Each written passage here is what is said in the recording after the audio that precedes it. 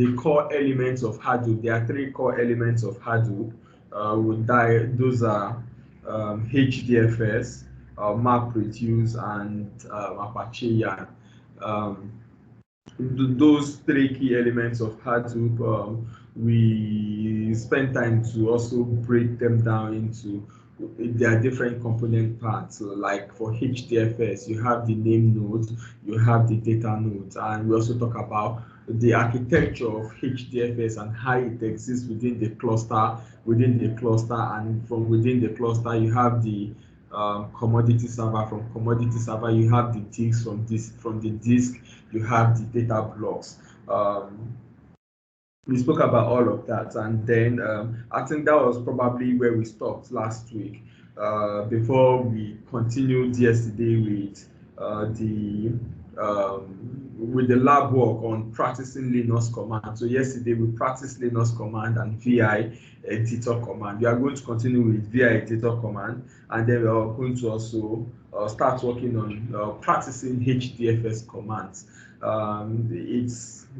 They were very simple things that we did. So you just need to pay attention to them. If you pay attention to them, if you have the lab environment set up on your PC, then I think it's going to really be a lot easy for you to grasp if you are being introduced to some of these things for the first time.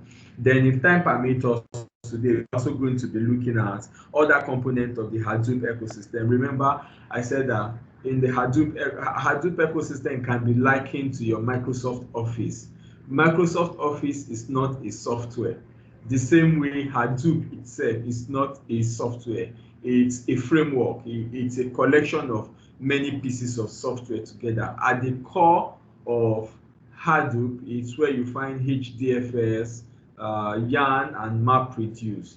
But beyond those 3 key components, you can now find things like HBase, you can find things like Hive, you can find things like Scoop, you can find things like Pig Latin, Flume, Zoom, OZA, So these are other elements of the Hadoop ecosystem. So your work might only require you to only know one part of it. So you have people that are very good at doing documents on Microsoft Word, but they cannot do a very good presentation for you on PowerPoint. You have people that are good on PowerPoint, but they don't even know how to do Excel. They don't know how to maneuver themselves around Excel, and so on and so forth. So all of those different tools, they are component of Microsoft Office. The same way OZA, Zookeeper, Scoop, Pig Latin, HBase, Hive, they are all elements of the Hadoop ecosystem. So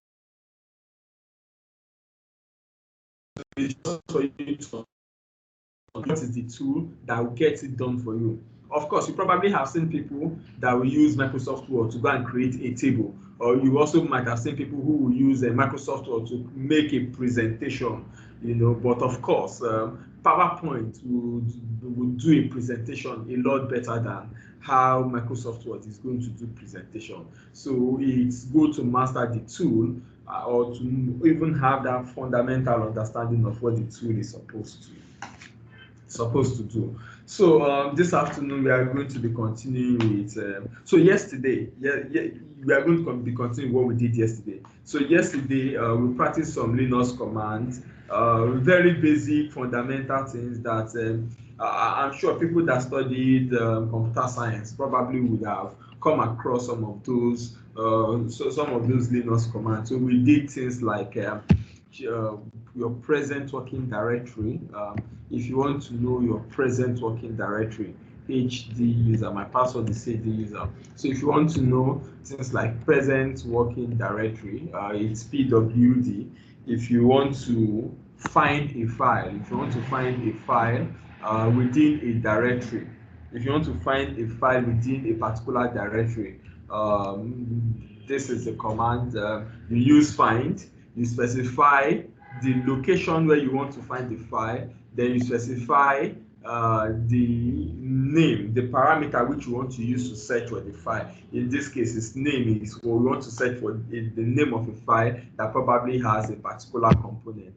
Yesterday we did Temilade taught us how to search for a file that has aviation in it, regardless of the position where you have aviation in the file.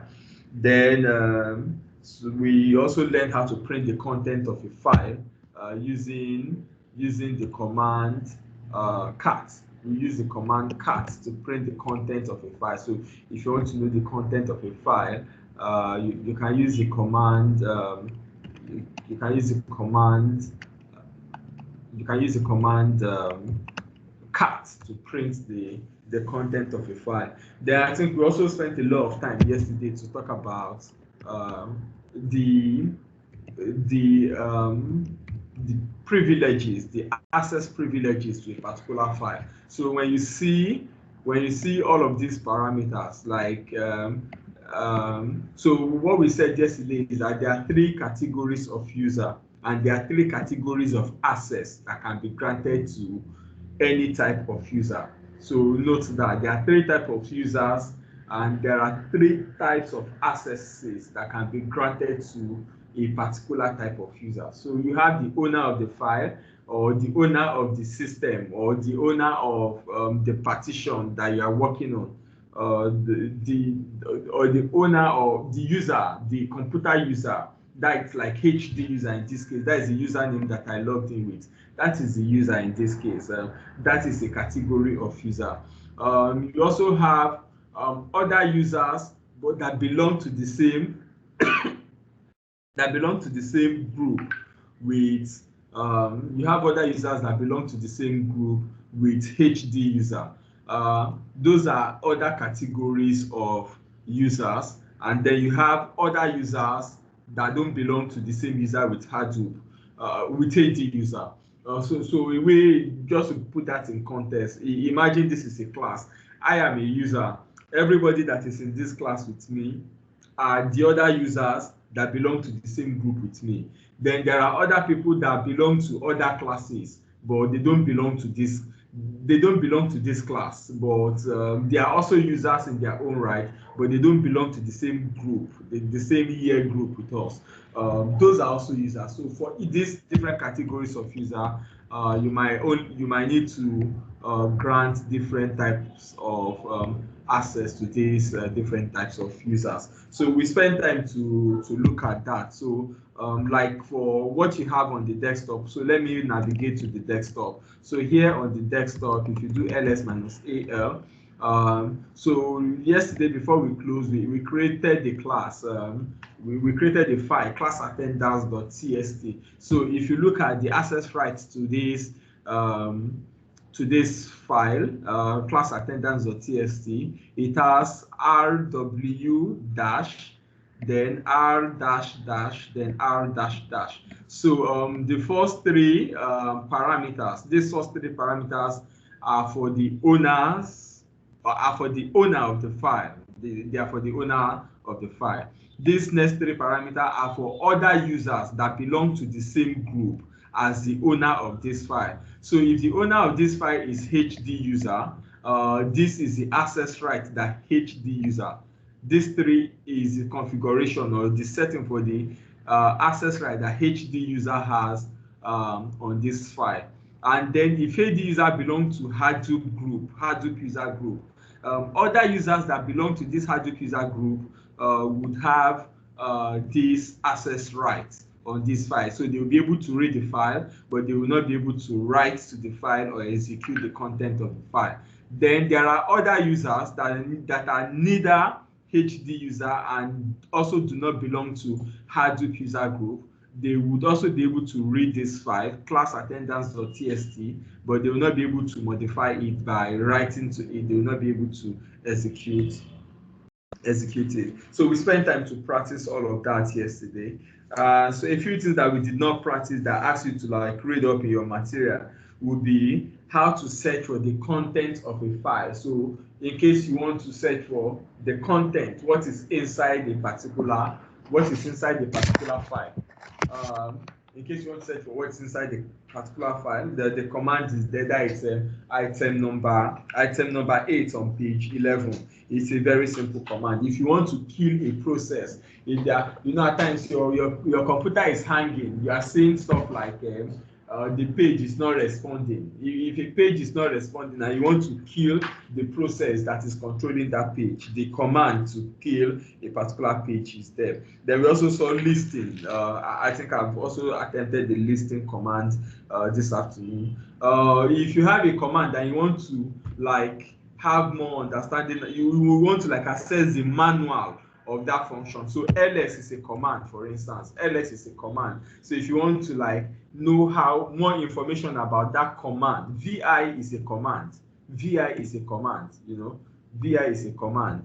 If you want to know how that vi works, just use man. Man is like accessing the manual for that particular command. So this is going to like show you every information about how to use that particular command. So and apart from that, it's also on Google. You can also quickly do a Google search. But those times when we started some of this stuff many years ago, our servers did not have direct access to Google. So when you're in the server room, you probably will not be able to access internet from server room. But notwithstanding, you should be able to also access some documentation on the material or on the command that you are working on.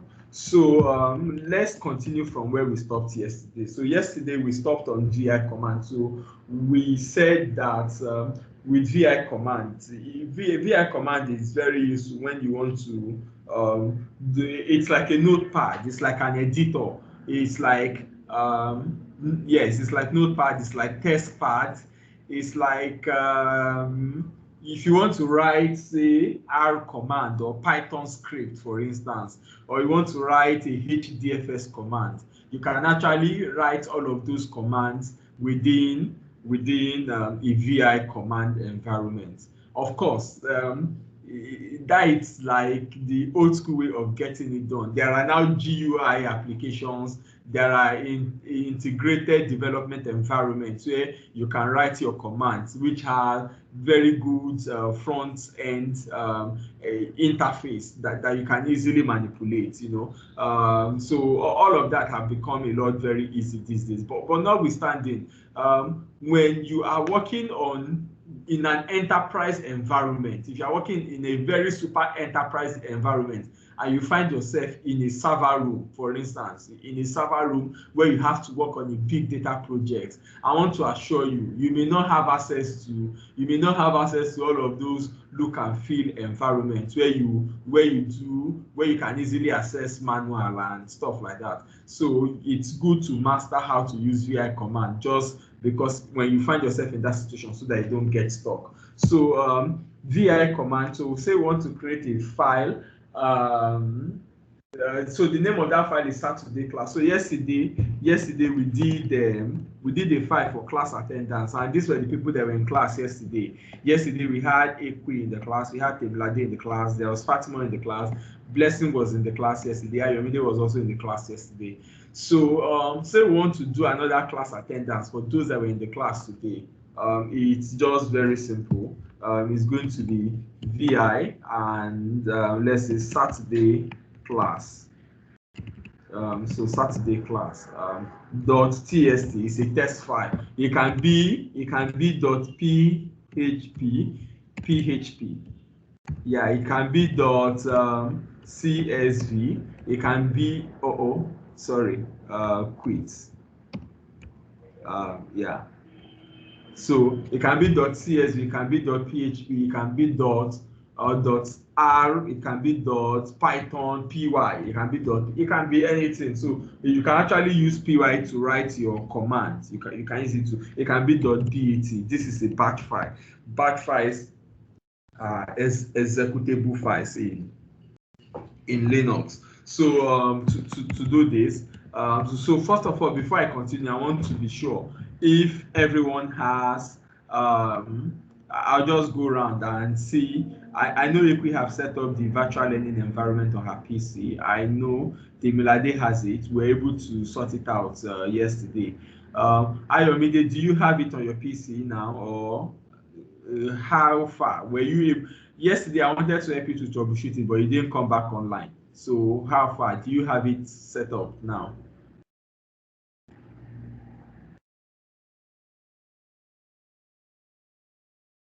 Okay, I think Ayomide it's not there. So call.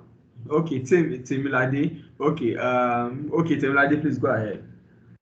Hi, Blessing. Good afternoon. So Yeah. I noticed that when you were creating the file, you just said quit. Like, what was the command that you used to quit the file creation? So I was able to create a file, and then when I wanted to quit, I couldn't get around it. I had to go online to check, and I tried a couple of things, so I wasn't sure which one works.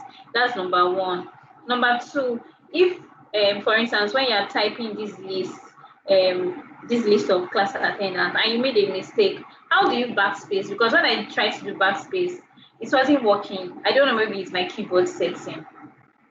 Those are Okay. my questions. Okay, thanks. So on page 13, you can find things around backspace, how to move up, how to move down. And that is why we are attempting it again this afternoon so that you'll be able to practice it. The first question is about how to create file. I want you to ask that first question again because I didn't get it well. Can you hear me? Yes, I can hear you, but I didn't get the first question well. Okay, I said, how did you quit the file creation? Okay, great. Okay, yeah. So I'm going to. So yeah. So let's. We can see we are not seeing your Linux screen. We are seeing your class attendance. Okay, yes, better. Okay, yeah. Okay, yes. Okay. So let me ask Kola before I answer those questions from Timilade. So tell me, so Kola, have you been able to set up your virtual? Hello. Hi, Kola. Your line is noisy. Okay, can you hear me now? Very well. Okay. Yeah. I actually came around to the office to get it installed, but I've not been able to use it as well as you are using it. Okay. Even yeah, that's. Okay, no, Alan. So at least you have it, so you would, if you spend enough time with it, I think you'll be able to like get your way around it. Okay, so let's start with the VI command all over again. So now I want to start afresh. I want to create like a class attendance list for people that are in the class today. That is what I want to do. So in order to be able to do that, and I want to do that on the desktop, or say I want to do it. I created a folder yesterday. The folder is Fatima. So I want to create. I want to create the class attendance list on the Fatima folder that I created yesterday. So to create a directory, it is mkdir, you know. So after this, so I want to check where am I currently? Where is my present working directory? pwd. My present working directory is home/hd user/desktop. Then on the desktop, where do I have my Fatima folder? I think Fatima folder, it's on the desktop. So I'll just navigate to that folder. To navigate to the folder or change directly to that folder is cd the folder name. So here is it. So now I'm in Fatima folder. I clear my screen, but I'm still in Fatima folder. So I'm still in the folder. So in this folder now, I want to create Saturday class attendance. So the command is vi Saturday class dot say is a CSV file. I want to make it a CSV file. CSV, you know, and enter. So now so that is it.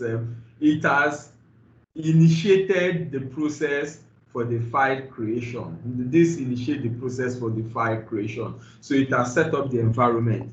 But if I type on my keyboard, if you listen, I'm typing on my keyboard.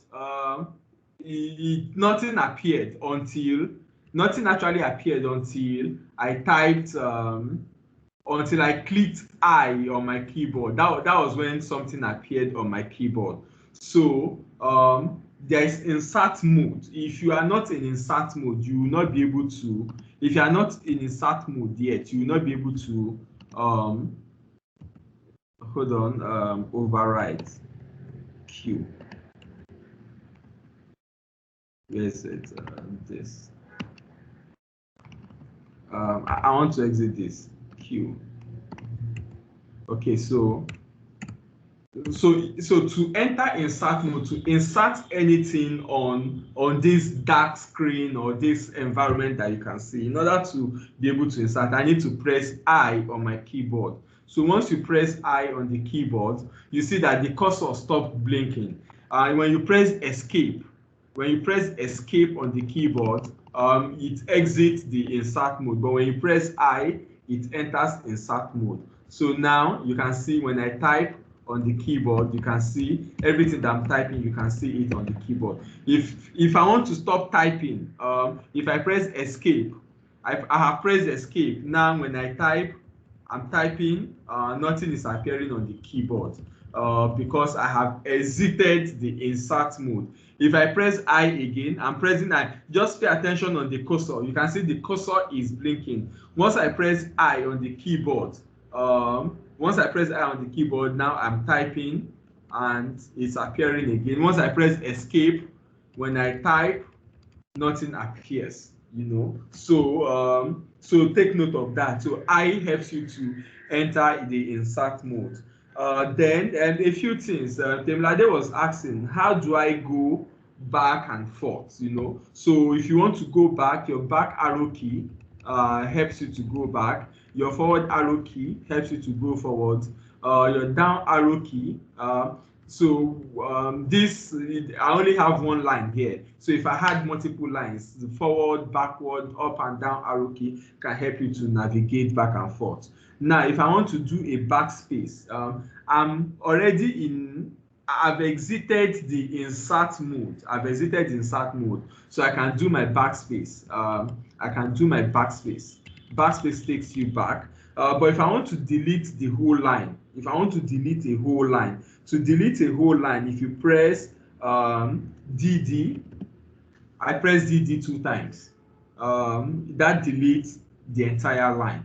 Try it at home. You know, this is not what, you know, there are things they will tell you, don't try this at home. You can try it at home. So I press DD, but you need to be in you need to exit insert mode for some of those commands to be able to work. So I'm going to start all over again so that I can take it one step at a time, because it can actually be confusing. So I will exit. So someone was asking, how do I exit? To exit, you type shift colon, you know. So you can see at the bottom here, you have colon, then you type Q and you press enter.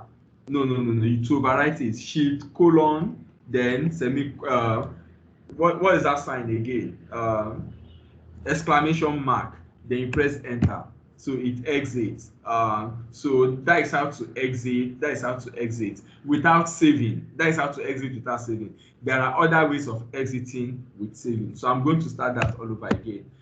So now I want to list everybody that is in this class. So the first person I want to list is, say, Kola. Oh, sorry. I did not enter insert mode. So because I did not enter insert mode, I'm going to exit this. So now I'm back to this. I want to enter insert mode. So I want to type Kola Wole, then comma. Let me give him a surname, Oladeji, for instance. So this is Kola. So or let's say I want to put a header. I want to add a header to this file. So I want to delete this line. So I'll press escape on my keyboard. So I'm pressing escape on my keyboard. Then I'll now type DD twice. I'll press D twice. It's going to clear the whole line. So now I want to have first. Now I press I on my keyboard. Then I have to enter insert mode. Then I have first name, then comma, then last name. So that is the header. Then I press enter. So I want to have Kolawole Oladeji. So say Temilade Obasanjo. Enter Ekwe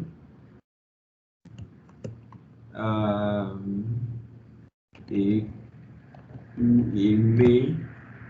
Enter, you have Ayomide Sanwo-Olu and Emmanuel Uduaghan. Yes. So yeah, so we've created a list of people in this class. So you have the first name and the last name, and then you have those names listed. Kolawole Oladeji, Temilade Obasanjo, Ekwe Eme Ayomide Sanwo. So all of the names listed. Now I want to exit this. I want to exit this and save it.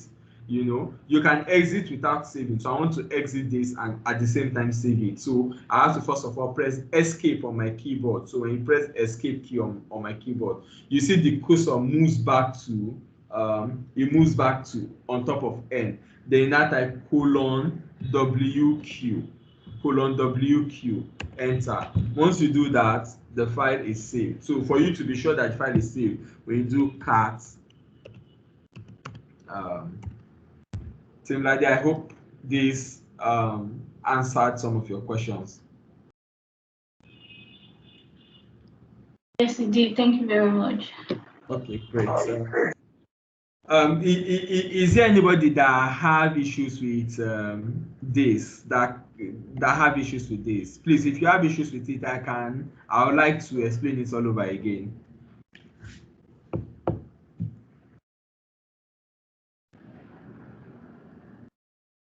I'd like to explain this all over again, just in case you did not get it.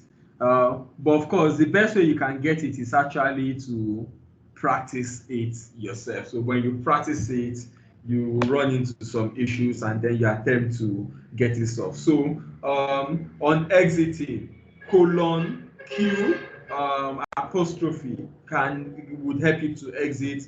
:WQ would help you to write whatever changes you have in the file.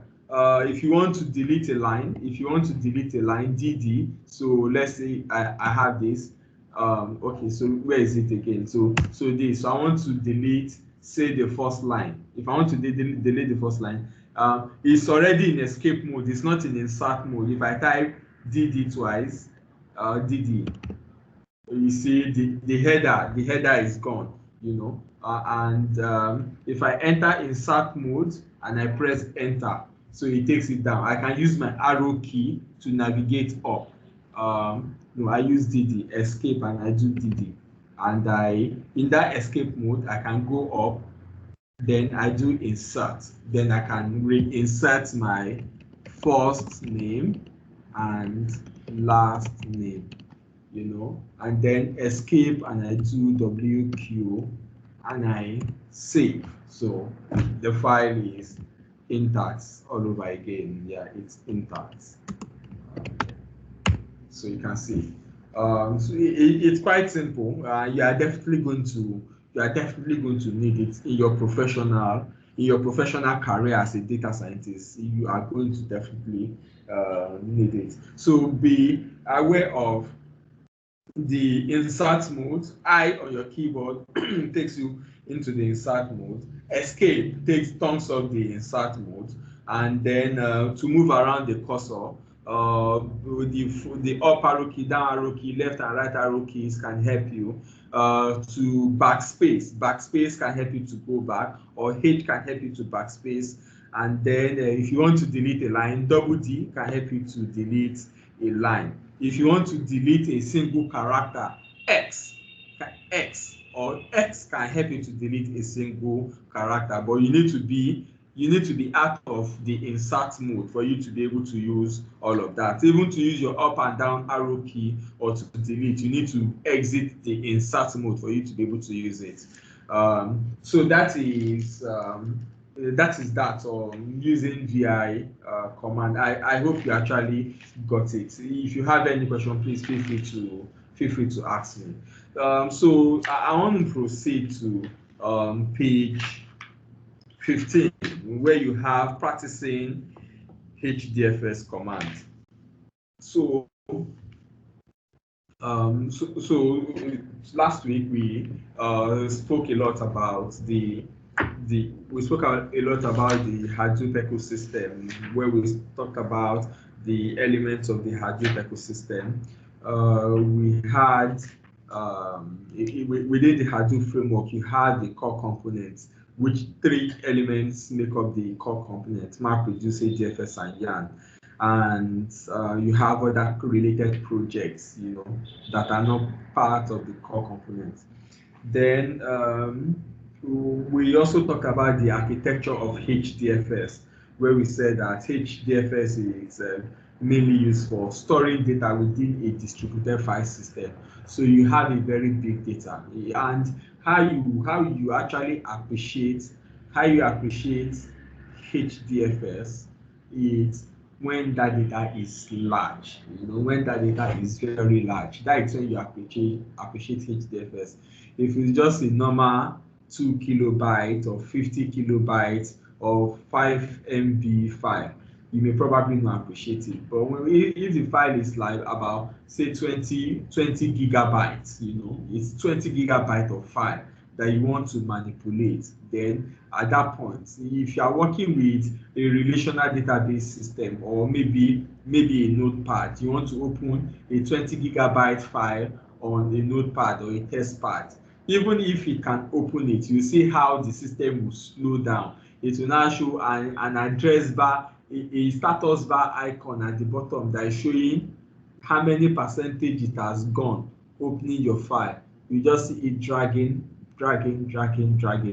But in order to be able to appreciate the strength of HDFS is when you have a very, very huge file. So HDFS comprises of like 2 core components.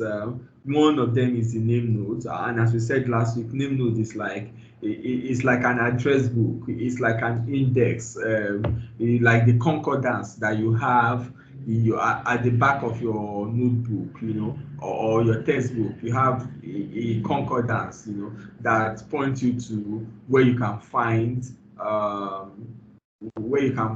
some keywords within the book, or maybe the index page, like a table of content. So if I'm looking for this material that is with me now, if I'm looking for anything on introduction to text mining, I can find that on page 462. Then I just quickly navigate to that page. It's the same function that name node performs for the data that is loaded on HDFS. While data node is actually the logical location. Data node is the logical location where the data is actually stored. That is where the data is stored, and there is communication between the name node and the data node through a process that is called heartbeat. When there is no heartbeat, it means that name node is no longer available. So if the name node is no longer available, if the data node is no longer available, the name node automatically switches to another replica that has the information that what the user is looking for on the Hadoop system. So let's look at some of those Hadoop commands. So this afternoon we are going to be practicing how to start name nodes and how to start data nodes applications. How to switch it from how to switch it on and how to switch it to safe mode, how to switch on and off safe mode. And why safe mode is important is that at times you want the data to be available, but you don't want the data to be modified. You don't want users to be able to perform any kind of update operation, but the data is going to be available at least for some time. So you might bring you can bring the HDFS, you can put it in a safe mode. If you put it in a safe mode, no user will be able to update it, or the only thing user will be able to do is to modify it. Then so again, we are now going to see how to list a HDFS directory. A HDFS is like a directory, so how to list a HDFS directory, and how to list the subdirectory, how to create a directory, and so on and so forth. So those are some of the things that we are going to be looking at this afternoon. So I'm clearing my screen, and yeah, so I'm clearing my screen. So to start, name node and data node, and this is very important.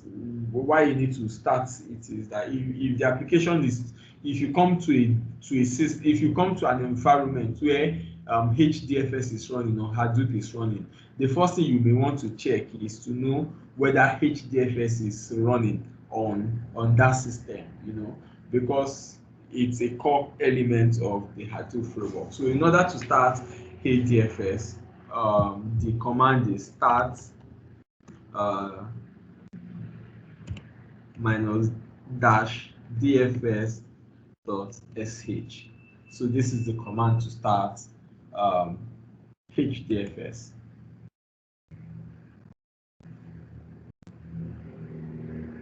So remember we said that the core elements of HDFS are name nodes and data nodes. So you can see it's starting the name node, and it's starting the name node on the local host. It's starting the name node on the local host. Yeah, so it's starting the name node on the local host. It's starting the data node, and it's starting the data node, and this is the data node. There's a secondary name node, and there's a secondary data node. So I want to ask a question, and the question I want to ask goes to someone that was not okay. Equi is raising up her hand, so I didn't see you raising up your hand before now. So you will ask your question, or you make your comment, then you now answer my question. So my question to you, Equi, is that why do we need the secondary name node? So here you can see a primary name node and a secondary name node. So why do we need the secondary name node? So over to you, Equi. Okay. You need a secondary name node in case something goes wrong with the primary name node. So it's like a backup. It's like asking why do you need a backup file. So in the event that the primary name node goes down, there is a secondary one that people can fall back to. Thank you. But what is the function of the name node? The function of the name node is like a pointer or an index to tell you where to get information from, which data node to get information from. So I remember when you were explaining it, you likened it to a catalog in a library where you know where to find books concerning a particular area of specialization that we're looking at. So it's a pointer to where to find things. Thank you very much. Now to your comments. You raised your hand. Okay, yes. Okay, I was a bit confused when you were explaining the purpose of opening the name node and data node in safe mode. You said sometimes we want to, when we open it in safe mode, in my head, what came to mind is that, so you're sort of locking the file so people cannot make changes to it, but they can access it. So it's like opening the file in such a way that it's read only to other people, right? Yes. Well, So exactly, you got it. It's to make it read only to other people, just to be on the safe side. You want people to be able to access the content, but people will not be able to modify what is on it. At times you might need that when you want to perform a maintenance operation, and you still want the platform to be accessible to your users. So you might start it in name node. You might start it in safe mode. Okay, Does no that, problem. does Yeah, that, because you said they can't modify it, but they can update it. So I was confused. oh no, sorry. They can access it. They can access it, but they cannot modify it. Sorry if I said that. Okay, Uh, thank okay, so yes, this is so with this you can see name node is started. It started on localhost. My machine here is localhost. Um, Name node is starting, data node is starting, a secondary name node is starting, and secondary name node is starting, and that is it. Now, yeah, so that is what it is. From page 11, is it 11? Yes, from page 11, the item number 9 on that page 11, if you want to like view the processes that are running, to view the processes that are running, the command to view the processes that are running is JPS. JPS helps you to view all the processes that are running. So here you can see you have name node, is running on 3737. So the process ID, this number is the process ID for this process. So the process name is data node and the process ID is 3737. There's another process that is called JPS. That is one that is querying all the processes that are running, and the process ID is 6043. There is a secondary name node that is running. The secondary name node is running on 3943. So what that means is that if we decide to switch off, if we decide to kill 3737, you can kill 3737. Let me add somebody to the class. Yeah, so you can kill 3737. So killing 3737 means that I want to kill the primary name node. Kill the primary name node. I want to kill the, hold on. So the primary name node is 3617. Yeah, the primary name node is 3617. I want to kill the primary name node, but there's a secondary name node. So I want to kill 3617. Enter. But yet with this, Hadoop will still be running. So all you just have is the secondary name node and the data node and the JPS process. Those are just the processes that are running. But the primary name node, so just as we said just now, anything could be wrong with the name node, but with the secondary name node, the process is still running.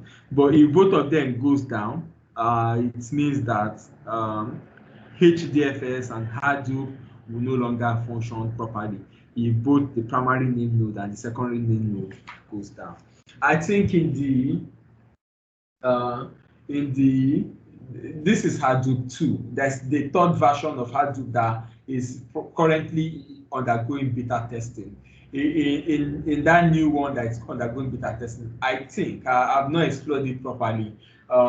If the name node goes down, automatically the name node can restart itself automatically, just to be able to avoid having a single point of failure where it's only one single name node that is just going to be available.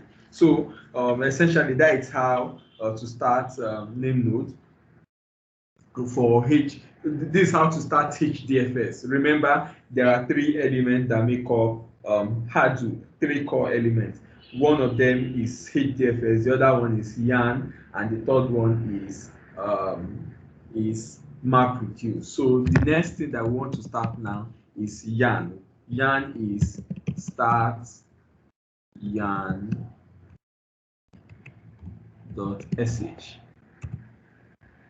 So it's starting the yarn application. Yarn comprises of resource manager and node manager. I think we have not discussed yarn. Later today we are going to be discussing yarn if time permits us. So so it's starting the elements of yarn, resource manager, and then it also has the node manager, and then it's logging. There's a log. It's creating a log while it starts all of those processes. It's creating a log, and you can find that log in this location. You can find the log in this location. So in case maybe when you are trying to start the application, an error occurred. If an error occurred, you can quickly go to this log. You can go to this log to read the content of the log. So to read that content of the log, it's cat usr/local/hadoop/log hadoop/logs /yarn hd user resource ubuntu out. So this is the output file, So with this you can read you can read the log file at the startup time. So you can see the core files that are used, the data segment that is used, the scheduling priority, the file size, the pending signals, the maximum locked memory, the maximum memory size that Yarn is using, the number of files that are open, the pipe size. All of these parameters will help you to know how to also manage this application, just in case you have any issue with it later on. But that is for the data engineers. I decided to just jump into what Kola is going to be interested in by the time we get to that part of that course. Okay, so I want to clear my screen. Please feel free to try all of that at home, and if you have any question, don't raise your hand because I may not be able to see my screen. Just unmute yourself and then ask your question. Okay, so you can also take Hadoop down into a safe mode, and the essence of bringing Hadoop into safe mode is to be able to ensure that the application is available while you perform maintenance operation, without necessarily shutting users out of it. Users can access, but they will not be able to modify or write to that location. Yeah, so the command is also there. The command is there. It's hdfs on page 17. hdfs dfs admin dash safe mode.get. That's the command. You can also try that. You can try that. And so Timladi, I want to ask, are you attempting that? Is it working for you, or you are having any issue with it? I'm not attempting it now. I'll do so at the end of the class.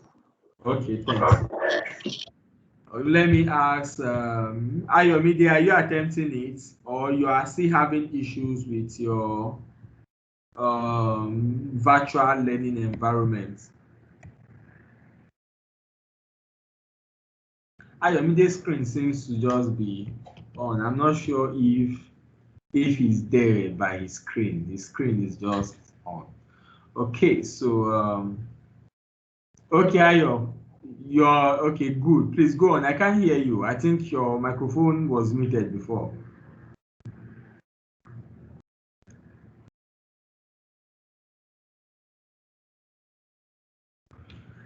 Okay, so let's move on.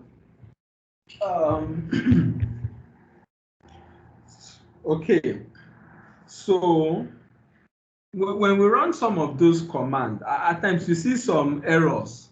So when we run, so if you also want to, so when we run this command, start DFS, yeah, when we run this command, so you see this error, unable to load native Hadoop library.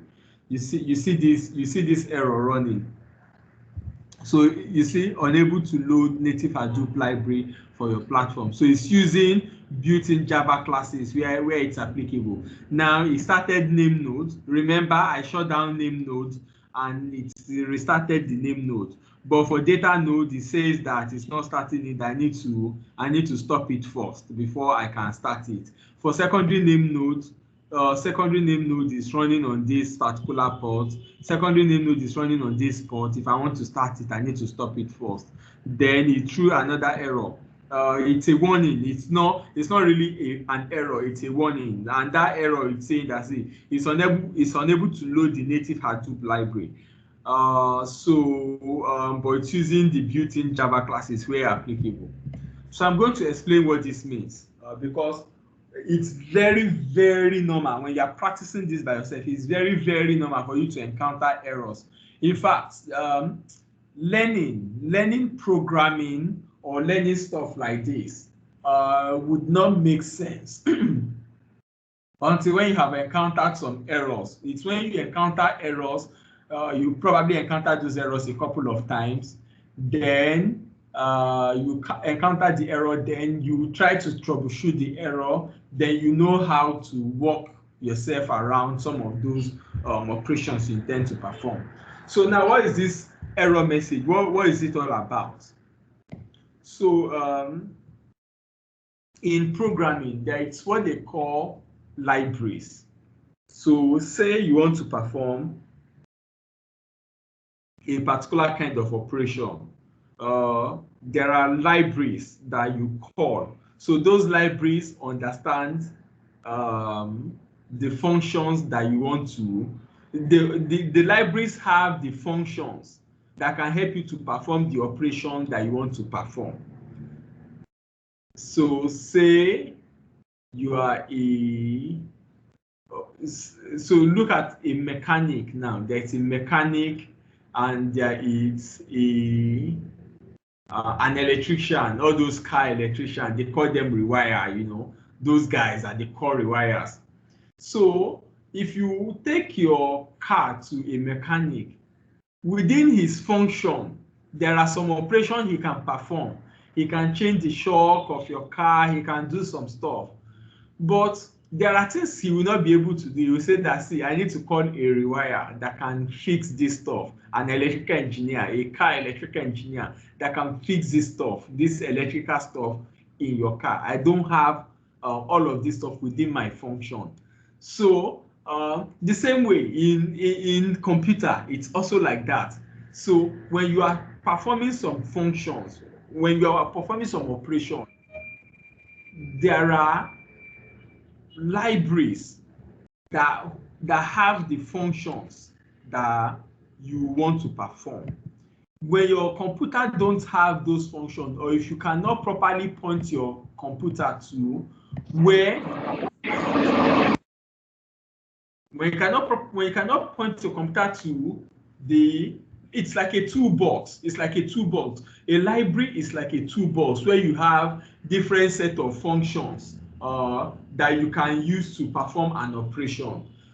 Anything that is not on your toolbox, you may not be able to perform that function, you know. So those are libraries. Now, you need to also be able to instruct your computer on where you can find that toolbox that have the functions that you want to perform. So in this case, it's saying that, see, that cannot find the native code loader, so that it's unable to load the native Hadoop library for your platform. So you cannot find the native Hadoop library that has all the function for your platform. So instead, it's using built-in Java classes where it's applicable.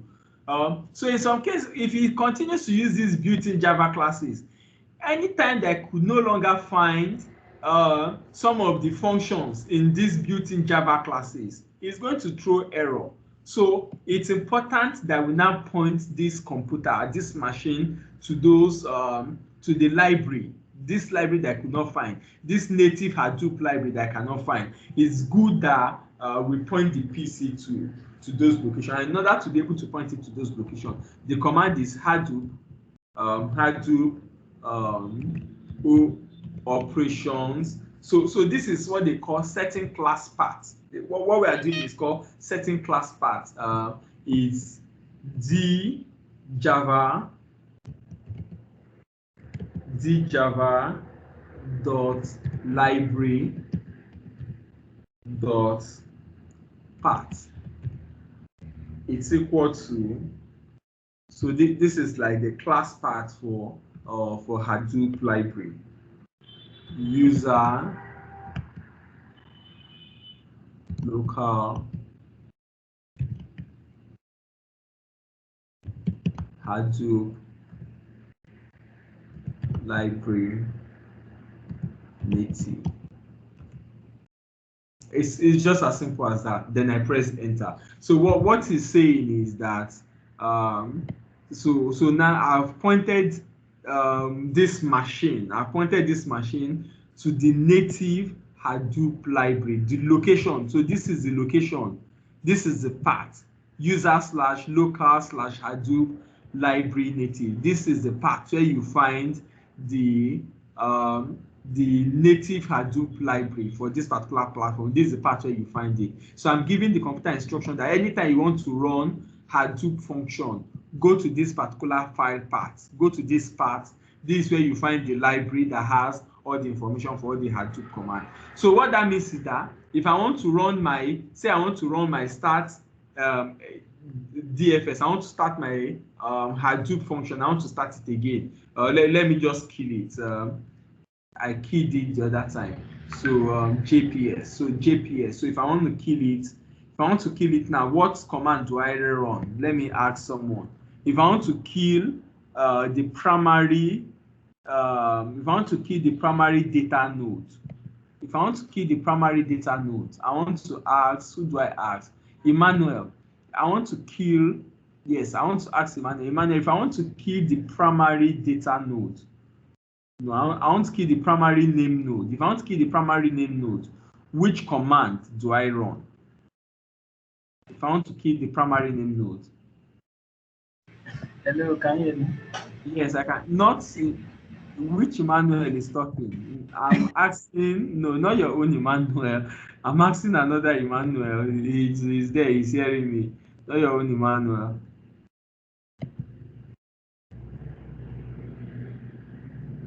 Okay, Ayomide, can you help us? Okay, Kola, are you there? Can Kola help us? If I want to kill the primary name node for this Hadoop server, what command do I run? Sorry, I won't be able to help now. I'll have to revise the class. Okay, no wahala. Okay, Temi, can you help us?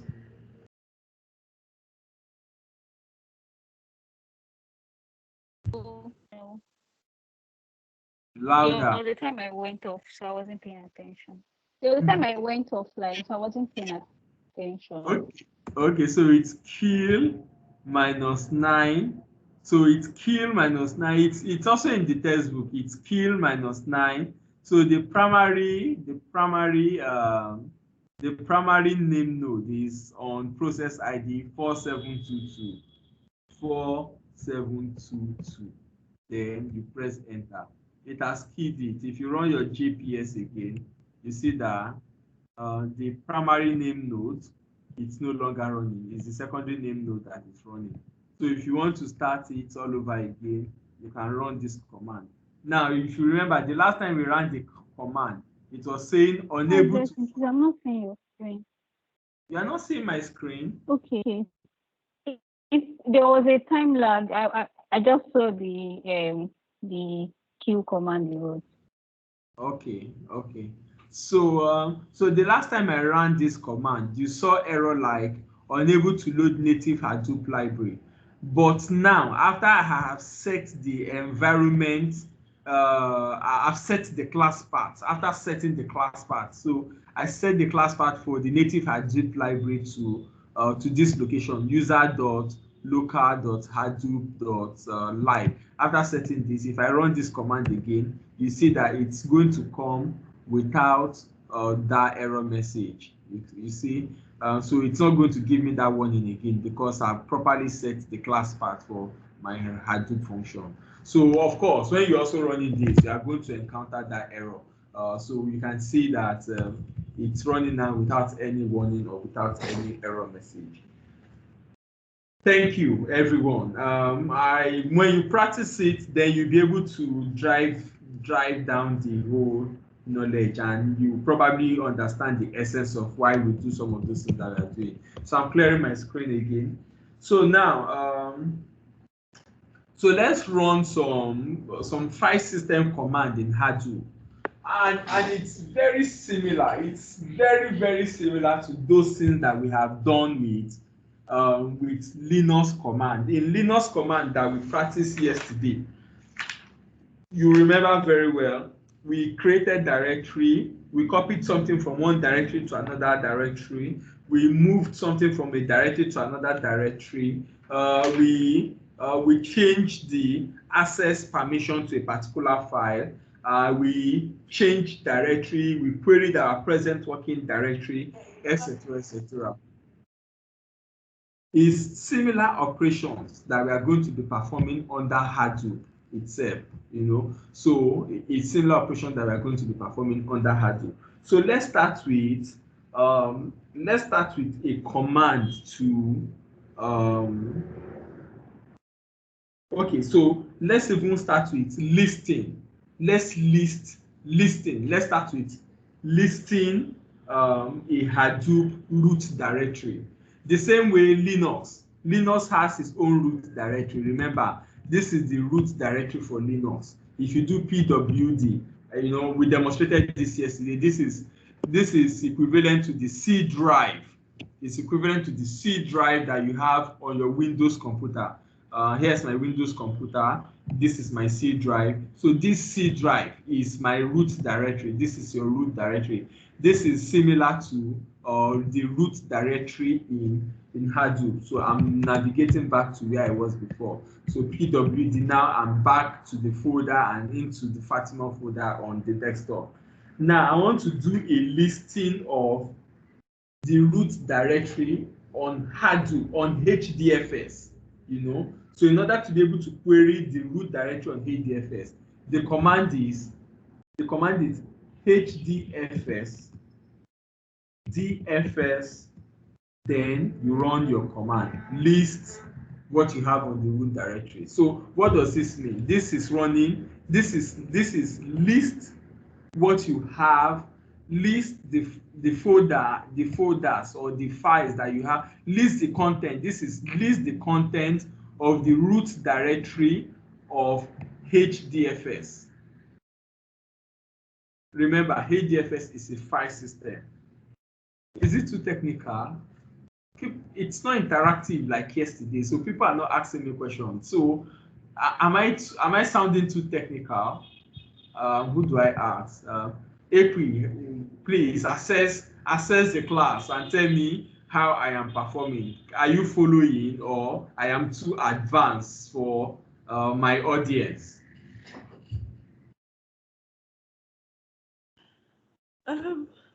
I'm following, so I don't know. I think I can only speak for myself.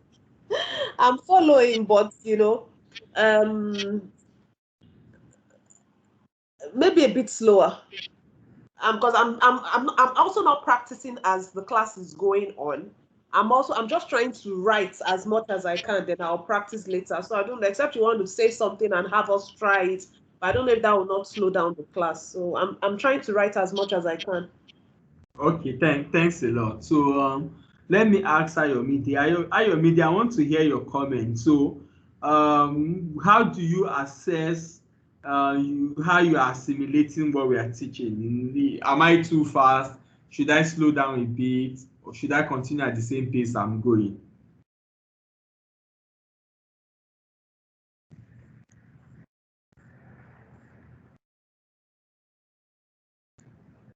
Okay, I think Ayomide is not there. That is like the third time I'll be calling him. Caller, can you assess? Is this too advanced for you? Is it what you think you can understand? Tell me, caller. So what I would do is I'll visit the recording of this class and hopefully even yesterday's one, so that I can, follow it, step by step how the class evolved to this point. Thanks a lot. So that is definitely going to help. So thank you, Ekwi, and thank you, Kola, for those comments. So I'll just continue. I believe that you are going to get it when you also revisit the video. which we share at the end of the class. So so this is the command for listing the content of the Hadoop directory. Now, Hadoop is a logical partition. Remember, don't forget that it's a logical file path, so I have my hard disk drive. So I can say something on C/user/blessingoladeji/desktop. That is like a physical location where you can find that information on my disk. So now imagine that we now connect like 20 computers together, and all those 20 computers, they are going to be working as one single computer. So if those 20 computers that are connected in a cluster are going to be working as if it's one single computer, then there should be a logical file system that is representing the combination of all the disk spaces that are put together from all of those 20 computers. That is a logical location. It's a logical location. So in order to query that logical location, the command is, in order to query the root directory of that logical location, the command is hdfs dfs /-ls, then the forward slash. So these are the directories. So you can see these are the directories in the root. These are the directories, yes, in the root directory, or these are the folders in the root directory of my HDFS, of my Hadoop HDFS. So you have /hbase, you have /home, you have /tmp, and you have /user. So you can also want to query what you have in /home, for instance, /home. So if you want to query what's in /home, this is going to tell you what you have in /home. So in /home you have, I think we have created some things in the past. You have /home/class register. I need to expand this. Yes. So you have /home/class register. You have /home/Hadoop airport. You have /home/HD user. So which means that you can also create. You can also make your own directory. So this is how to query a directory. You can also query a directory recursively. So I'll take that, I'll clear my screen and just slowly take that again. So if I want to list the content of my Hadoop home directory. There is a Hadoop home directory, there is a Linux home directory. So don't confuse them for each other. What we are querying now is the Hadoop or the HDFS home directory, and that is /home, HDFS DFS -ls/home. So this is querying the content of the home directory. You can see everything you have inside it. You have a class register folder, you have Hadoop airport folder, you have HD user folder. You may want to query recursively. So you don't just want to query /home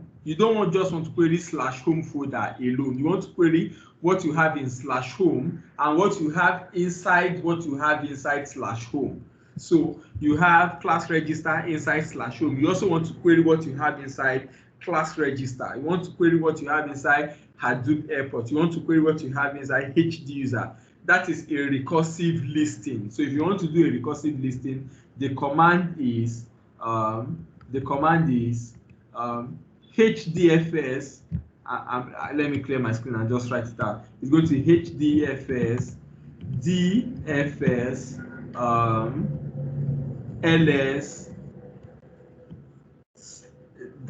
ls-r/home. So this is going to recursively query what you have in /home, and then let's see what the result is. So you can see the result is out, and funny enough, there is nothing beyond. There is actually nothing beyond what you already have. So here you have class register. Here is class register. You have Hadoop airport. Here is Hadoop airport. You have HD user. Here is HD user. Then you have airline.txt. Then so airline.txt is in class register. So that is the only addition to what you have here. Fine. So let's try one more command. The next command we want to try now is the copy command. So yesterday and today, we made a directory. That directory is Fatima folder on the desktop. So here is desktop cd. Here's my desktop ls-al. This is the Linux partition. Now we created Fatima folder. Here is Fatima folder. So if you navigate into this Fatima folder and you list it ls-al, you can see the content. These are the content of this Fatima folder. You have mm2.csv, you have sat2 class.csv. Now the next we want to do is that we want to move that Fatima folder. We want to copy the Fatima folder and we want to go and dump it in let's see where we want to dump it. We want to dump it in one of these folders here. So we dump it in class register. It's actually containing class register. So we take that folder, that Fatima folder, we'll go and dump it in this class register folder on the Hadoop file system, on HDFS. That's where we are going to be dumping the class folder.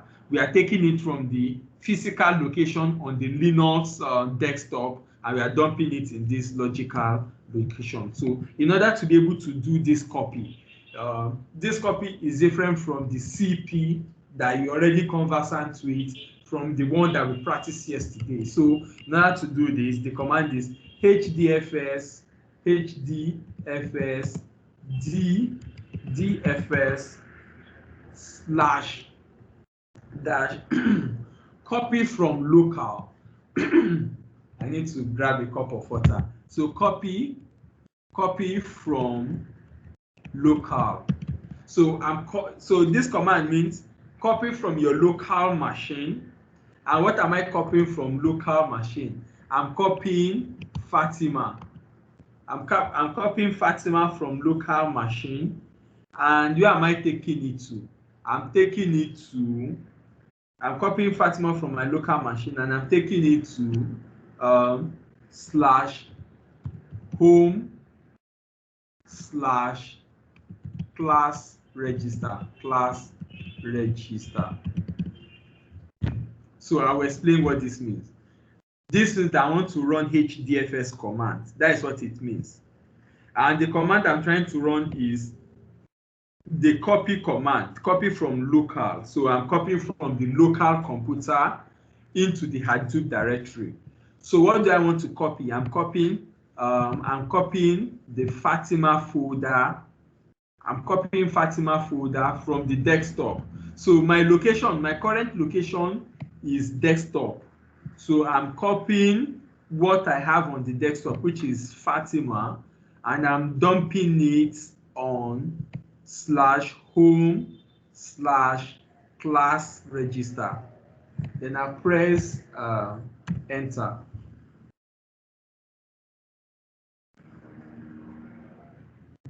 He did that without any error. So how do we confirm if he did that well? So let's do a recursive listing again. So we can do another recursive listing of what we have on the HDFS/home directory. So this is the command to do the recursive listing. This is the recursive listing of what you have in /home directory. Once you do enter, so you can now see before, when we did this, there was no Fatima there. Now you have Fatima. Now you have Fatima/mm2. Now you have Fatima/set class file. So we created this set class file this afternoon. We created this mm2 class yesterday. We created this Fatima folder yesterday. So all of that have been dumped into the Hadoop directly that we created. So you can see. So the same way, if someone gives you a very large file, if there's a very large file, I have a very large file that I'm going to be using for a demo maybe next week. That file has 70 million records, 70 million records. I have a file like that. So I'll take that file that has 70 million records, and then we are going to like copy it to this computer, and then we dump it on the Hadoop environment and see how that works. But really, it's just definitely not going to be different from how this works. The advantage of this is that the way it's going to distribute the file. So if you have about 20 computers that are connected within this Hadoop cluster, for instance, it's going to distribute the file across all of those different clusters, all of those commodity machines that make up the cluster. And that is going to be very, very interesting, because if a node fails, your data is still going to be very much available. So that is very interesting. And okay, so you may also want to see if the content. So we move this from our own local desktop. Okay, let me pause a bit to take questions. I'll pause a bit. I'll take questions before I continue. Please feel free, ask me any questions before I continue.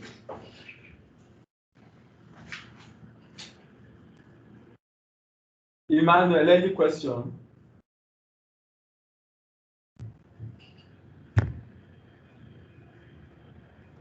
Ayomide, any question? I have no question for now. Okay. You were having network issue before. Yes, I was. Okay, nice one. So, Fatima, any question?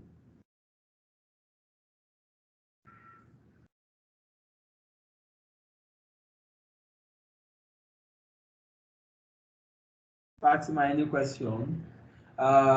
Timmy, any question?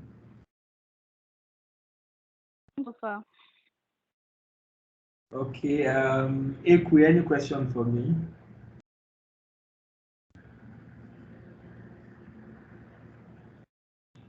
None for now. Okay, Kola, am I good to go?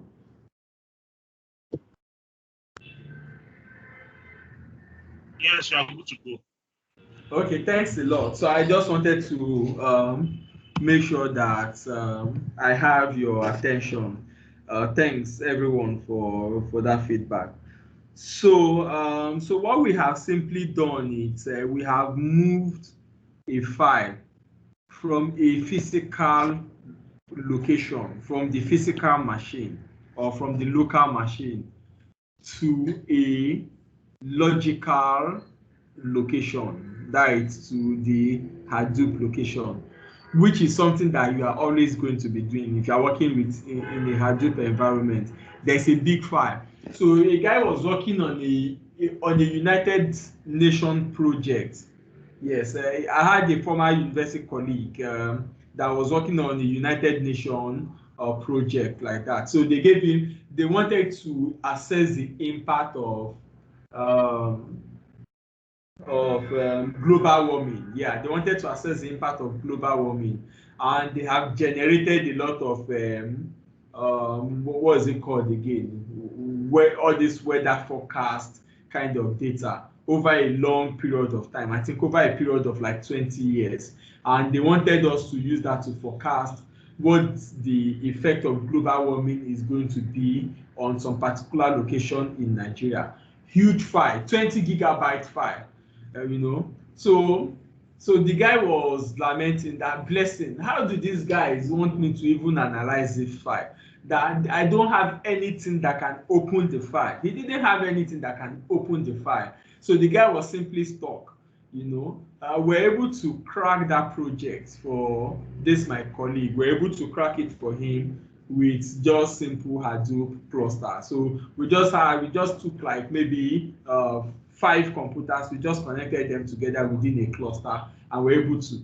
He was surprised how a Hadoop cluster was able to handle such a problem. So it's a very wonderful invention for handling big data.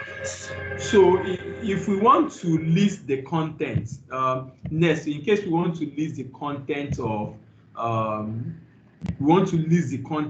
a file that is in Hadoop file system. So we created Saturday class.csv. We have airline.txt. There's airline.txt. This airline.txt was created on the 5th of December 2020. So we want to list the content of this file. So if you remember, yesterday when we did this, if you want to list the content of a file, you just say cat, then you put this. I want to ask, is this going to work? Is this going to work for this particular for this particular file? If I want to list the content of this file, airline.txt, if I run this command, I want to ask, is it going to work? Since this is the file I want to access,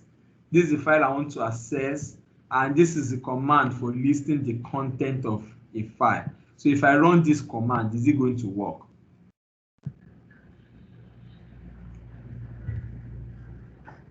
Ekwe, please help me to answer that. Is it going to work? I think it should work. Oh, I don't know. Okay, so I know why you're laughing. You're laughing because I called you. Okay, so let's see this. So if you do /home/hd user/desktop, then /say mm2, yeah, mm2. For instance, if you do this, this is going to work because this is listing the content of what you have on this mm2 file. So if you go to if you do this on the desktop, you have mm2.csv. So when you run this command, it's definitely going to work. But the one I asked Ekwe now, she said that it's likely going to work. You said it will work. Why I think it will work? Okay, let me ask a question first of all before I answer. Yes. Okay, is it airline? Okay, so I thought the file was the one in the Hadoop file system. Yes, this is the one in the Hadoop file system. This one here now is the one on the Hadoop file system. /home/class/register/airline.txt. Okay. Hold on. So just to it can really get confusing, I know. So I'm running. So this is a recursive listing. This is the command to do a recursive listing on what you have on the Hadoop file system in this directory on the Hadoop file system. So I press enter. So when I press enter, it did a listing of everything I have in this particular directory, and this is part of what I have on that directory. So I decided to copy it, and I want to see the content. And because I want to see the content, I just did cat this. Is it going to work or it's not going to work? I don't know. Okay, so let's see whether it's going to work or it's not going to work. If you press enter, it says that no such file or directory exists. So it's not working, and it's not working because it cannot find it. And why it cannot find it is that this thing is not on this directory. It's not on the physical computer. It's on the logical directory. It's on the HDFS file system. It's on Hadoop file system. It's not on this physical computer. So that's why it's not working. It's never going to work because it does not exist. The physical computer does not know that it exists. The only thing that knows that it exists is the Hadoop file system. So if you want to run this, you need to run the Hadoop file system command in order to be able to access the content of this file. So in order to do that, the command to run is hdfs dfs then -cat /cat, then you can now paste it. So what it means is that we are running the cat command, but we are running it on HDFS. We are running the cat command, but we are running on ADFS. When you do this, it will just do the listing. Easy does it. So that means that if we want to do anything on the Hadoop file system, we must start with this HDFS space DFS so that the computer knows what we want to do is within the Hadoop file system. Absolutely. Absolutely. 100%. So it's good you have that understanding. So when you're working on Hadoop file system, you should be able to differentiate it from when you're working on your local machine. So here now, if you look at this computer, there are like three systems that are in operation here. Number one system that is in operation is my Windows computer. So here's my Windows computer. So if I decide to minimize my virtual machine, here's my Windows computer. This is my Windows computer. Yeah, so this is my Windows computer. Windows, a lot of us are very familiar with Windows. Then also, this is the Linux environment. This is Linux environment. This is Linux environment. This is my Linux desktop. This is the second computer that is working, and then there is a third logical location that is on this Linux machine. That is the Hadoop system. Knowing how to work around all of these three can make you like a super user. Like it can make you it makes you a pro. It makes you a pro, and this is very, very important for managing big data projects. It helps you to manage big data projects across a distributed computer system. So please make sure you practice all of this at home. Practicing it would help you to master it very well. A few other commands that we are going to practice this afternoon before we wrap it up. So let's look at how to move. You may want to move a file from a local machine. I want to move a file from a local machine to a Hadoop machine. What we have done is copy. So now I want to move. So let's do another listing. Let's do a quick listing of what you have on class register. So on class register /Fatima. Yeah. So let's do a listing of what you have here. So if you do a recursive listing of what you have in this folder, so this is a folder, or this is a directory on. So this directory is the same as this. So this is a directory on the Hadoop file system. Yes. So I want to do a listing of what we have here. So if I do this, it shows me I have mm2 and I have sat class. Now, if you remember, there was a log file that we generated. There was a log file that we had when we were starting Hadoop. I went to query that log file.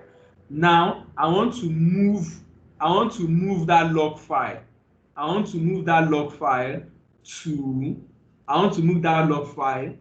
I'm not copying it now. I want to move it, cut it, and paste it in this directory. So quickly, I'll go and look for that log file.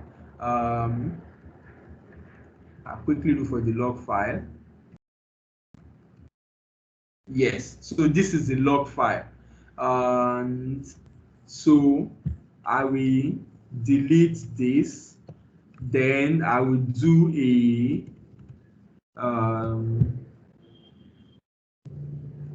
I'll do a listing of this location. Let me do a listing of this. Okay, so I want to see what type of access I have on that file.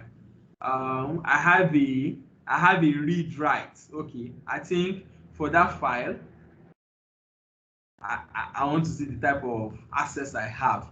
If I don't have a right to write it, I may not be able to move it. So if I don't have a right, if I don't have a right to modify it, what I mean is that if I don't have the right to modify it, then I'll not be able to cut it. So resource manager dash ubuntu.out. So this is the file. This is resource manager dash ubuntu.out. This file was created on the 6th of February around 2:50 p.m. and the name is yarn.aduser dash resource manager. Is resource manager. It's not node manager. So this is the file. This is the file. So this file. So this file. So because I have the right access to this file, now I want to cut it. I want to cut it and go and paste it in that location. Please ask your question. You have a question, Ekwe.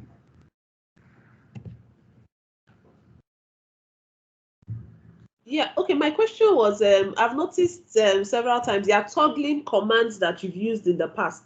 So how do we do that so that we're not typing every time?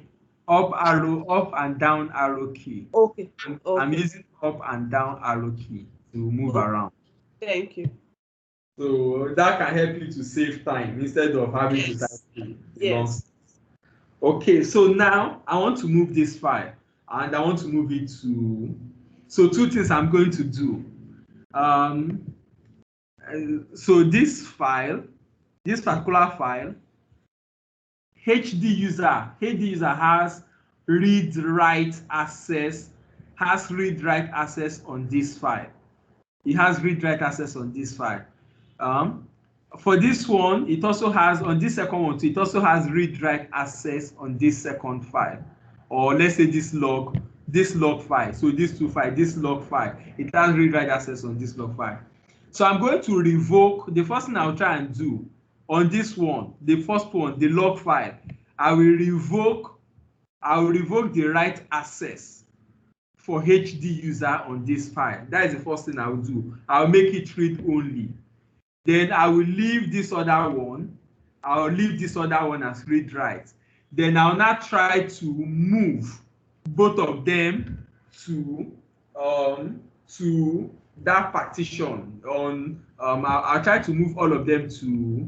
I'll try to move all of them to home/class register/Fatima on the Hadoop file system. So let's see how it works for both of them. So in order to be able to achieve that, first thing I need to do is to change the access right for this resource manager dash ubuntu.log file. In order to do that, the command is change mode.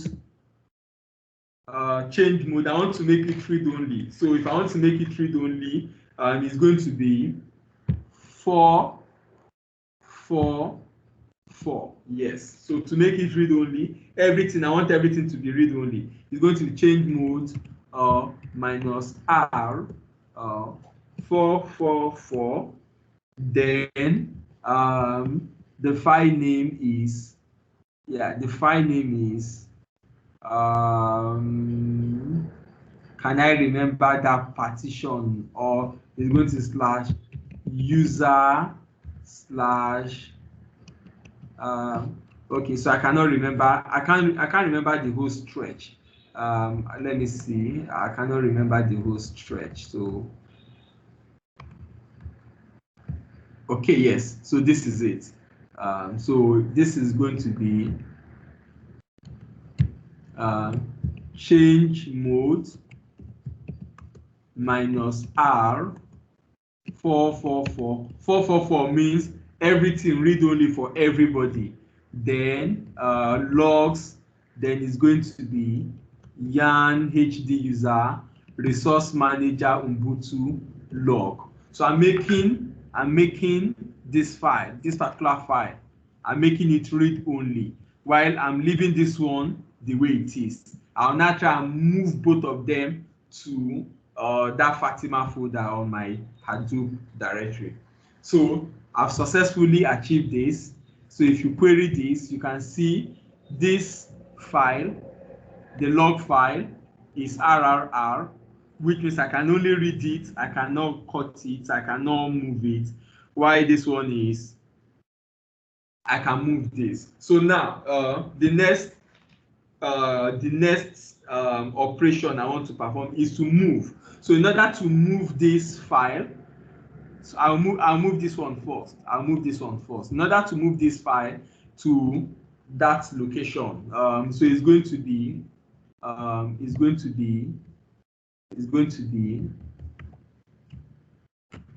HDFS DFS minus DFS dash move from local. I'm moving from local. So what am I moving from local?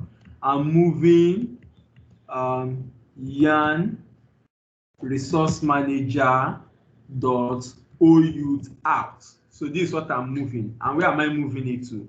I'm moving it to slash home slash what's that location again? Class register, I guess. Class register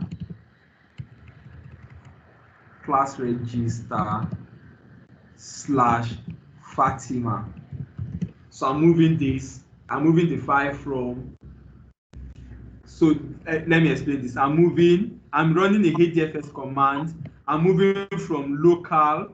Move is different from copy from local. Copy from local will still leave a version of it on the location where you are copying it from. While move is going to cut it, and there's not going to be any version of it, you know. So it's copying it, and it's copying from this location, and it's copying this file. Where is the file? So it's copying this particular file.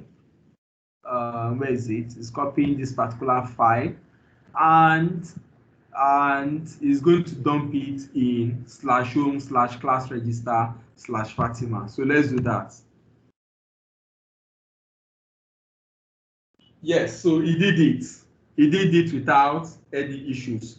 In case we want to confirm, if we want to confirm whether I did that, we can quickly query. We can quickly query this. So we want to do a recursive. Let's do a recursive listing of. Yeah, let's do a recursive listing. If we do a recursive listing, you see, you find it there now. So now you have Fatima. You have Fatima.mn2. You have Fatima.sat.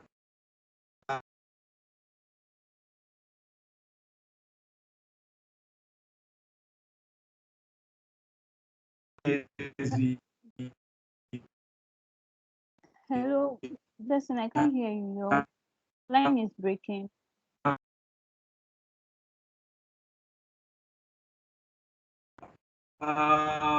Is that the same for everyone?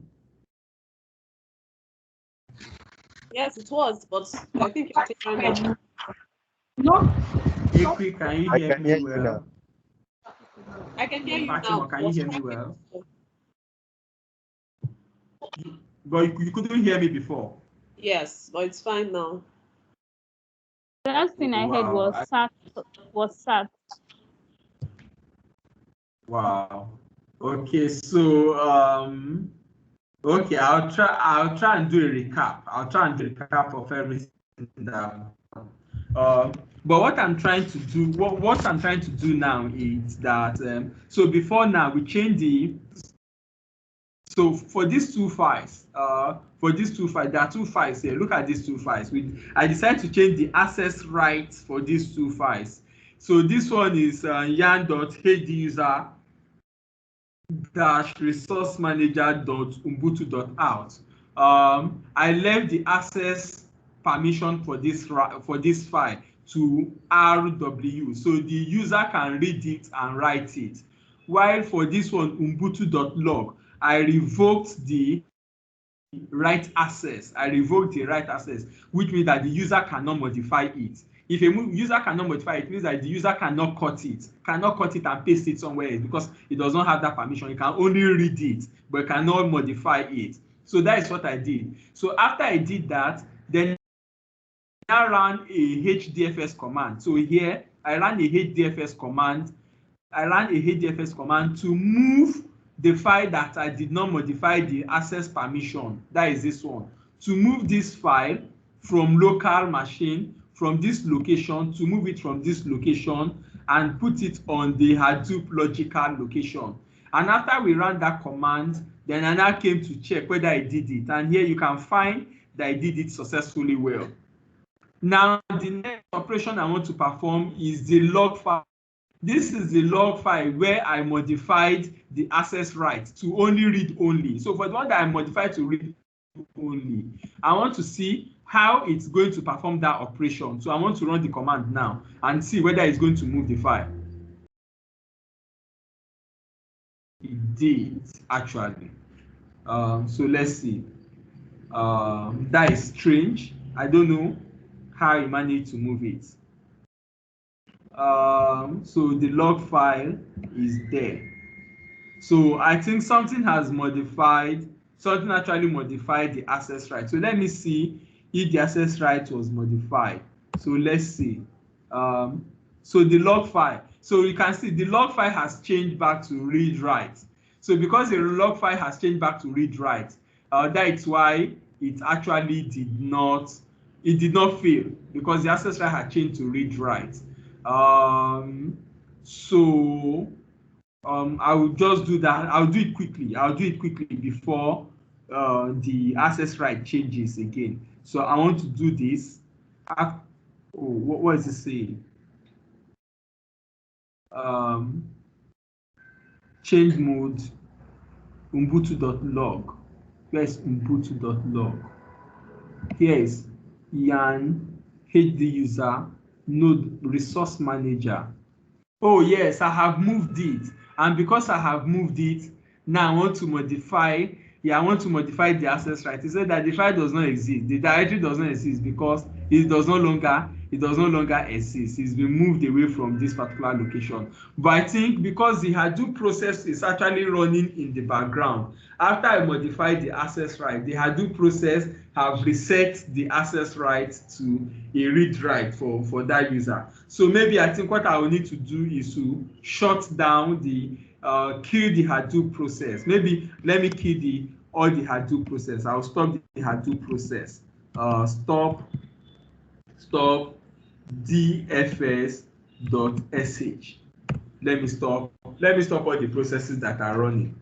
So let me stop all the processes that are running and attempt. Well, the only thing I just want to demonstrate, the most important thing I want to demonstrate there is that when you don't have the privilege, to perform a write operation, you may not be able to copy. You may not be able to cut. You may not be able to cut the file from its location if you don't have the right to perform that operation. You may not have the right to do that. Unfortunately, okay. So unfortunately, once I stop the Hadoop function, what it also means that I'll not be able to run Hadoop commands, unfortunately. So that is also not going to work because I need the Hadoop processes to run for me to be able to run Hadoop commands. So I'm starting it all over again. But the concept, I think you should understand what I'm trying to teach here, that for you to move your file from local directory to a Hadoop directory, the command is move from local. For you to be able to copy it, the command is copy from local to the Hadoop partition where you want to copy it. For you to do the listing, it's dfs -ls. That is the command for listing the content of that directory. And yeah, so there are a few other commands too. There are a few other commands like you can also query, you can also delete. Yeah, you can also delete, you can query recursively, you can do a recursive query, you can also delete, you can remove a directory. So the Fatima directory that we created, we can go and remove the Fatima directory. So to remove the Fatima directory is going to be remove directory. So we want to remove this directory, and the directory we want to remove is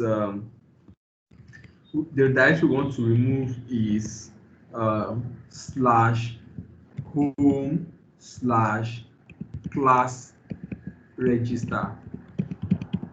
Fatima. So what it means that everything that we copied into that Fatima folder is just going to delete everything recursively, including the content. It removes everything. So it has deleted the Fatima folder. You can see it has removed name node, trash configuration, delete interval. So it has deleted it, and then it's deleted the folder. You can see the folder is deleted. So if you go to that partition, they are not going to find it anymore. They are not going to find it anymore. It's removed, so you can see it's no longer there. So it's quite interesting. You need that. You're definitely going to need it in your professional career as a data scientist. There are a few other commands. If you want to get help on HDFS, there's command to get help. If you want to know the version of HDFS that we are running, you can run this command to see the version of HDFS that we are running. We are running we are running version 2.5. We are running version 2.5. I think there is version 3 in beta. You can also access help at any time you want help. So I think that is where we are going to hang our boots on. Access help. Pardon? How do we access the help on HDFS? HDFS. Help. So you can see HDFS help. You can see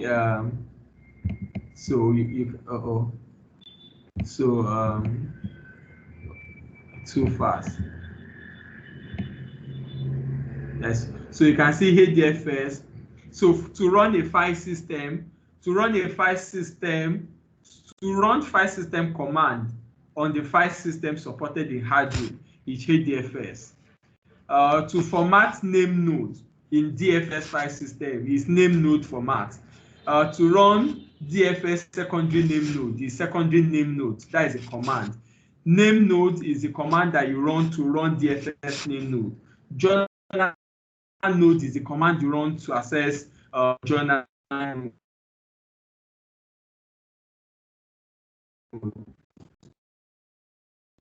Then you have the one for data node, you have the command for DFS admin, you have the command for maybe there's any error or there's any issue. If you want to run a load balancer, if you want to balance a cluster, a cluster balancing utility is balancer. You have the GMS get, you have the mover, you have different utility commands that you can run on the HDFS. So you can see all of those commands. So with HDFS underscore dash help, you can see all of the different commands that you can possibly run on this version.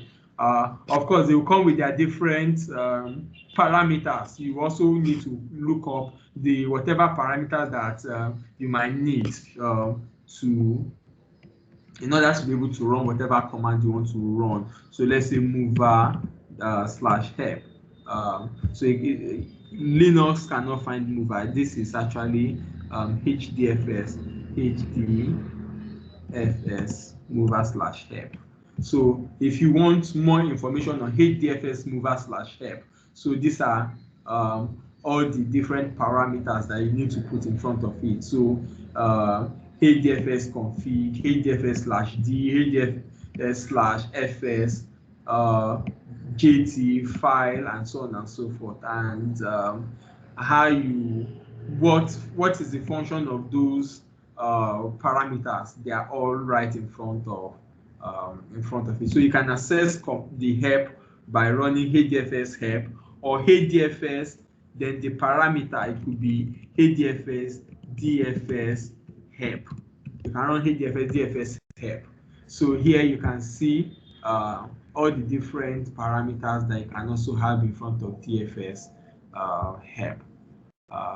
Yeah, so it's quite a long one. It's a very, you can see make directory, you can have DFS make directory, you can have DFS HDFS DFS LX, you can have HDFS help, and so on and so forth. There are just so much of them that are there. You have tail, you have start, you have set rep, you have set fat TR, you have remove DIR, and so on and so forth. So this is the help. It's like a manual for all the different commands that you have under HDFS. So if you can reference it, then it will give you more information about the parameters that you need in order to run your HDFS commands. Okay. Please feel free to ask me any other question. I think I've loaded you with a lot of commands today, and we only scratched it on the surface. I only gave you the basics. I gave you the basics. So depending on the path that you're following, will determine whether you need more information or I've been running SQL command, for instance, since 2003. There are still commands that whenever I want to run those commands, I still need to go to Google to go and see how to run those commands. So internet can always help you, or the manual, the help functionality can help you to like understand how to properly configure your whatever command you intend to run. So I think we've done enough for today. If time had allowed us, maybe we would have talked about the Hadoop HBase, the Hadoopian, the Hadoop Hive, Pig, Lattice, Kube, Flume, and the rest of them. But let's push that to next week. Let's not rush things. Let's push that to next week. It's not really how far, but it's how well. It's how well that matters. So next week, Friday, Saturday, we are going to be looking at Hadoopian, and we are even going to start with MapReduce. We will go into more details about MapReduce. Then we'll look at Hadoopian. Then we'll talk about Hive and HBase and the functionalities of all of those two. Then we are going to end with the framework for processing Hadoop, MapReduce, and Hadoopian, the fundamentals of it.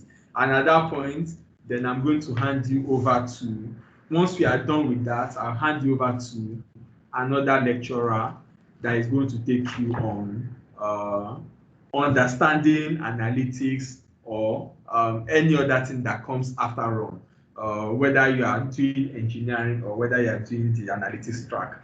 I'll hand you over to some other trainer. Thank you very much. Emmanuel, please feel free to ask your question. I think you've answered my question, sir. I wanted to ask about the command, like if you want, like if when you want a command and you can't remember it, like you can go on Google, but you've answered that question already. Okay, thanks. So Google, one is Google, then the other one is the manual, the help manual that is on the Linux environment, can help you to find your way around any command that you don't know. I told you I've been doing this for some years now. I still have to consult Google once in a while. So it's normal to consult Google. Thank you. Any other question? In the absence of any other question, thank you everyone for coming to the class this afternoon. But feel free, April, please go on if you have any question. But feel free at any point in time. You can always ask me a question. You can send it via email. You can come around to the office. Even when I'm not available, there are a lot of my colleagues that are much more proficient in this topic that can. We have our manager engineering, we have our manager analytics, we have our manager CVM. We also have people that are also non-managers that can always answer your question. Just feel free to walk into our office anytime, and then we'll show you the way. April, please, your question. I don't have a question, sorry. Okay, I thought you did. Okay, thank you everyone. Please do have enjoy your weekend. Bye. Yeah, bye. Bye bye. Bye. Yeah, bye everyone.